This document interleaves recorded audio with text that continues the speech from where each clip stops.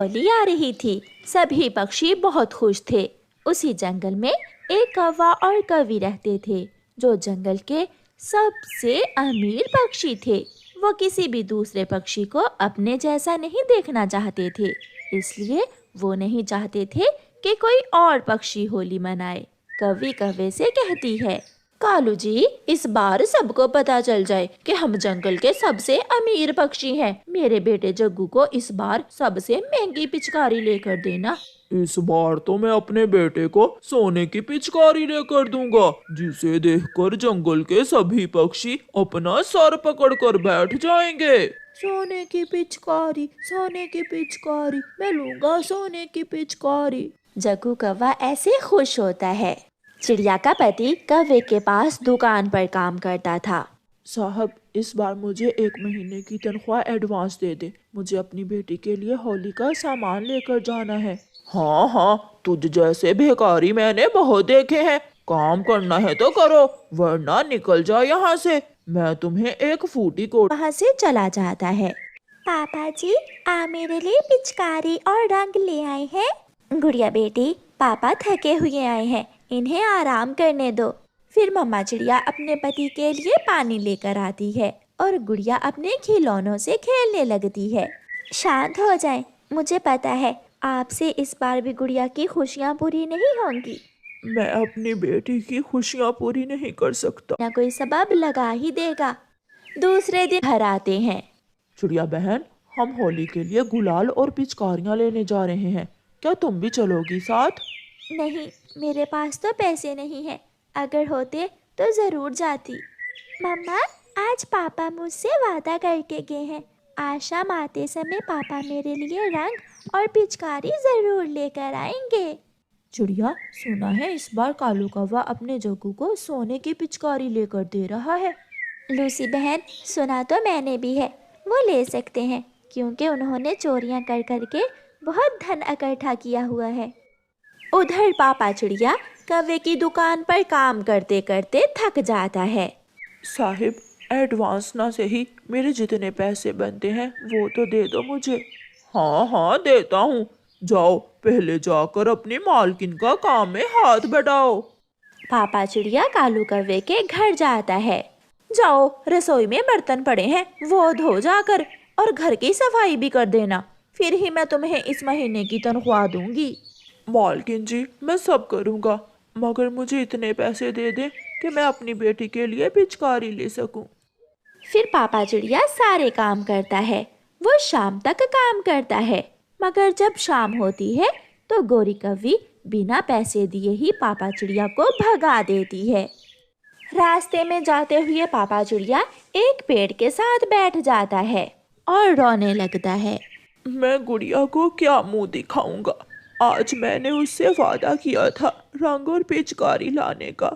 रोते रोते पापा चिड़िया का ध्यान थोड़ी दूर कचरे के ढेर पर जाता है। वहाँ उसे एक पुरानी सी टूटी फूटी पिचकारी नजर आती है।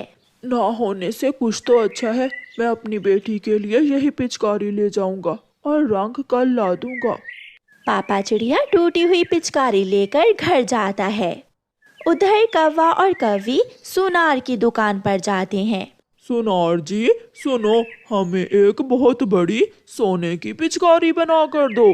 सोने की पिचकारी? वो क्यों? हमारा एक ही बेटा है, जग्गू नाम है उसका। हम चाहते हैं कि हमारा बेटा सोने की पिचकारी से होली मनाए। फिर कौवा और कौवी सुनार से सोने की पिचकारी लेकर घर जाते हैं। सारे जंगल में बात फैल जाती है और उड़ती उड़ती बात जंगल में सबसे बड़े चोर, छोटे और बड़े उल्लुओं तक पहुंच जाती है। बड़े, सुना है कुछ? वो कौवे सोने की पिचकारी लेकर गए हैं अपने बेटे के लिए। छोटे, जो भी हो, हम वो पिचकारी चुरा लेंगे और देखेंगे कि उन कौवों के घर और क्या क्या माल है। दोनों चोर उल्लू ऐसे सलाह करते हैं। गुड़िया बेटी, देखो देखो, मैं तुम्हारे लिए पिचकारी ले आया हूँ।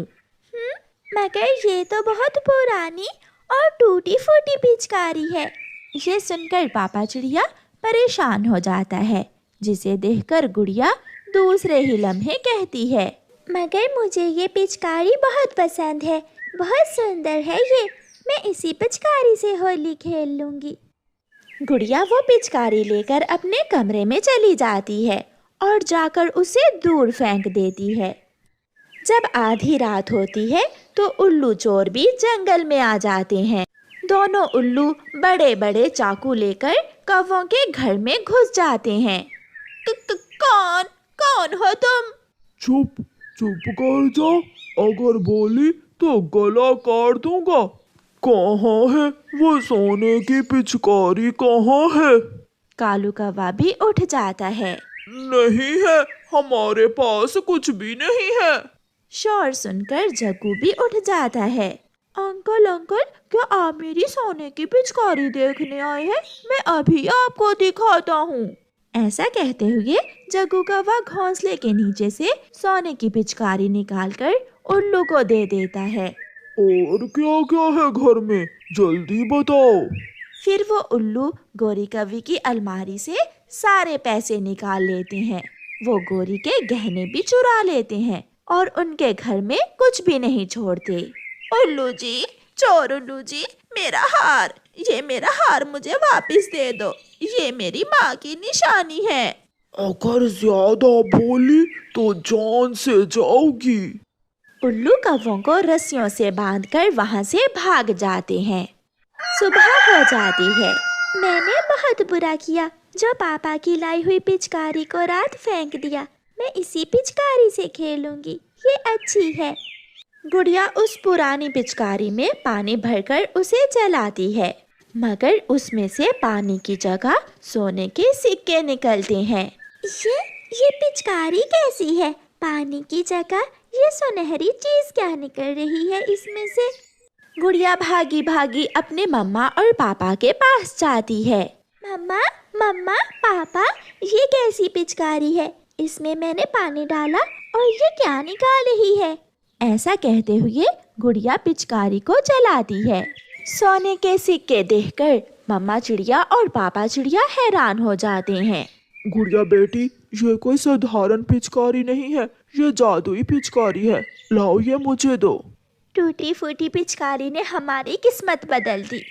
फिर पापा चिड़िया बड़ी दुकान से अपनी बेटी के लिए ढेर सारे गुलाल लेता है और एक सोने के सिक्के के बदले एक बहुत बड़ी ऑटोमेटिक कलर गन लेता है।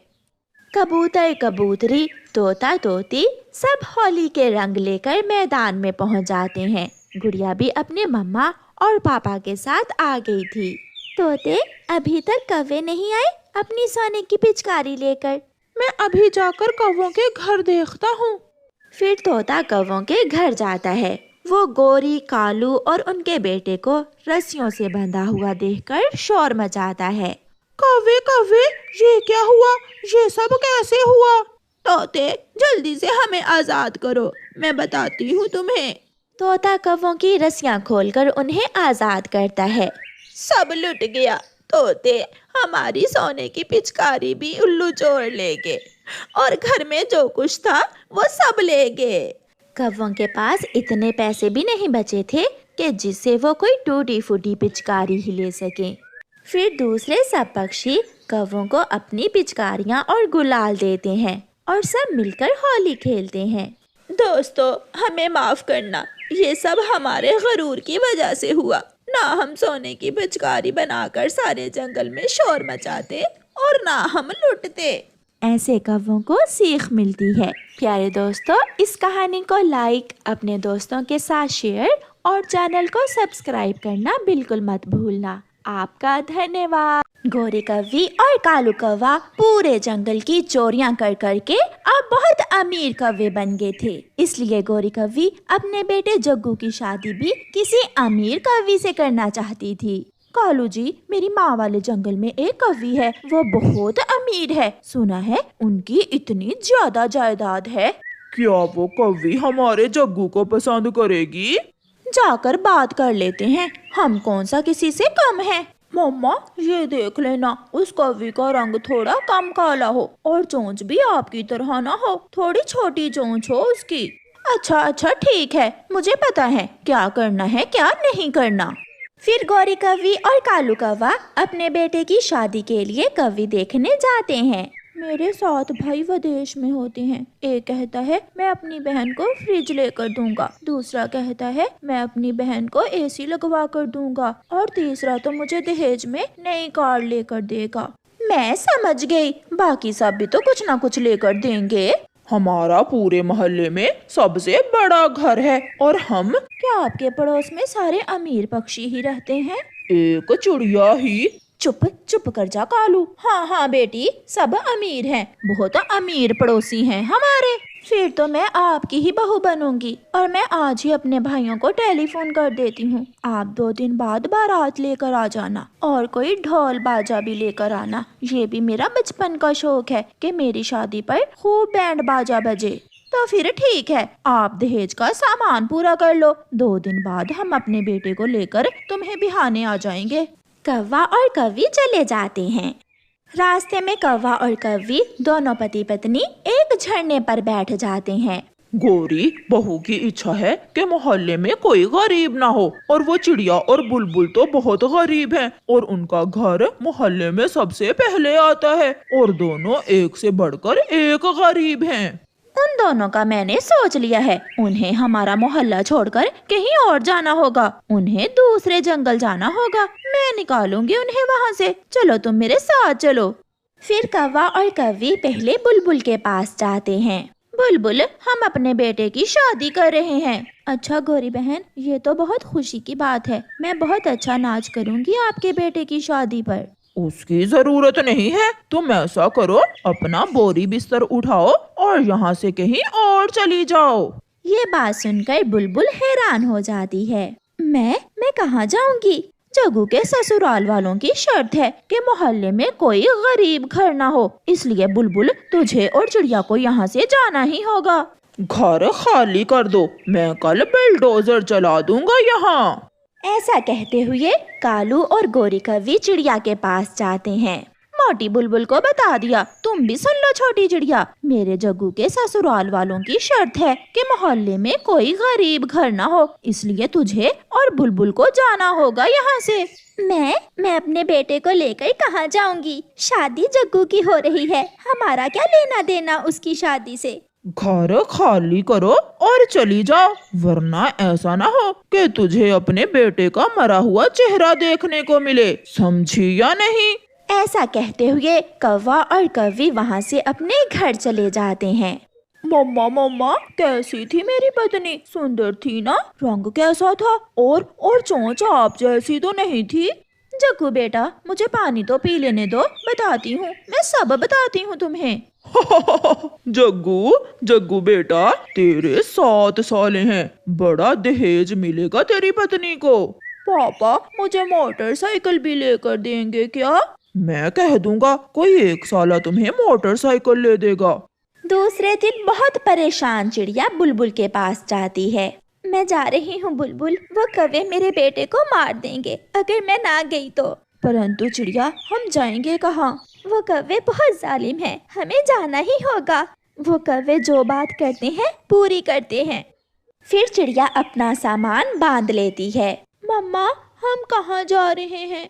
बेटा, कौवे और कौवी ने कहा है कि इस मोहल्ले में कोई गरीब नहीं रह सकता, इसलिए हम यहाँ से जा रहे हैं। हमारा तो कोई और घर नहीं है, फिर हम कहाँ रहेंगे मम्मा? कुकू बेटा, ऊपर वाला बेहतर ही करे। फिर बुलबुल, चिड़िया और उसका बेटा कुकू अपना जरूरी सामान लेकर अपने अपने घर छोड़कर वहाँ से चले जाते हैं। अपने घर के बाहर बैठी हुई गौरी कौवी और उसका बेटा जग्गू कौवा चिड़िया और बुलबुल को जाता हुआ देख रहे थे। ये देखकर जग्गू सीना तान लेता है। सब डरते हैं, मेरे मम्मा पापा से सब डरते हैं। डर के मारे भाग गए सारे गरीब, मम्मा पापा से डरकर भाग गए। कालू भी वहाँ आ जाता है। मैं अपनी क्रेन लेकर आता हूँ और इन गरीब पक्षियों के घर उठाकर नदी में फेंक देता हूँ। फिर कालू कौवा अपनी क्रेन से पहले बुलबुल का घर उठाता है और उसे नदी में फेंक देता है और फिर चिड़िया का घर उठाकर नदी में फेंकने के लिए ले जाता है। कालू कौवा चिड़िया और बुलबुल के घर नदी में फेंककर जब घर आता है तो गौरी की माँ आई बैठी थी। कालू, माँ कहती है हमारी होने वाली बहू रानी हार मांग रही है। वो कहती है कि पहले मुझे रानी हार लेकर दो, फिर ही मैं जग्गू से शादी करूँगी। बेटा कालू, वो इतना दहेज देंगे, हमारा भी तो हक है कि अपनी बहू की इच्छा पूरी करें। गौरी, रानी हार कहाँ से मिलेगा? रानी हार तो मैंने उल्लू रानी के गले में पहना हुआ देखा था, उन्हीं की गुफा से चुराना होगा।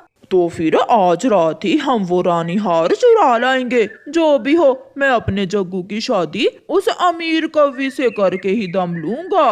रात हो जाती है। कौवा, कवि और उनका बेटा जग्गू उल्लू रानी की गुफा से रानी हार चुराने घर से निकलते हैं। वो सब उल्लुओं की गुफा के पास पहुंच जाते हैं। पहले मैं अंदर जाता हूँ और अंदर जाकर देखता हूँ, और फिर तुम दोनों अंदर आ जाना। कालू कौवा गुफा के अंदर जाता है। उल्लू रानी और उल्लू राजा सो रहे थे। कालू कौवा ये देखकर गोरी और जग्गू को अंदर आने का संकेत देता है। गोरी और जग्गू भी गुफा के अंदर चले जाते हैं। सामने उल्लू रानी का रानी हार पड़ा था, जिसे गोरी कौवी जाते ही देख लेती है और रानी हार उठा लेती है। जग्गू का पंख लगने से एक गिलास नीचे गिरता है। उल्लू राजा उठ जाता है। भागो भागो, उल्लू राजा उठ गया है। चोर चोर, रानी, उल्लू रानी उठो, हमारी गुफा में चोर आ गए हैं। गोरी कौवी और जग्गू कौवा तो भाग जाते हैं, मगर उल्लू राजा कालू कौवे के सर में डंडा मारता है। कालू कौवा गिरता है और वहीं मर जाता है।